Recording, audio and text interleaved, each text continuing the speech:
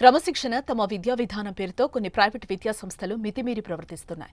పిల్లల పట్ల కఠినంగా వ్యవహరిస్తున్నారు. ఇప్పటికే రాష్ట్ర వ్యాప్తంగా పలు ప్రైవేట్ పాఠశాలలు విద్యార్థులను చిత్రహింసలకు గురిచేస్తున్న విషయాలు వెలుగు చూడగా తాజాగా తిరుపతి జిల్లాలో ఓ విద్యా సంస్థ తీరు వివాదాస్పదంగా మారింది. Renigunta Sri Venkateswara English medium school ఉపాధ్యాయులు విద్యార్థులను మండుటెండలో మోకాళ్లపై నిల్చోబెట్టారు. వివిధ కారణాలు చెప్పి వారిని ఇబ్బందులకు గురిచేశారు. ఇసుకలో మోకాళ్లపై నిల్చోలేక పిల్లలు తీవ్ర ఇబ్బందులు పడ్డారు. దీనికి సంబంధించిన దృశ్యాలు సోషల్ మీడియాలో వైరల్ అవుతున్నాయి.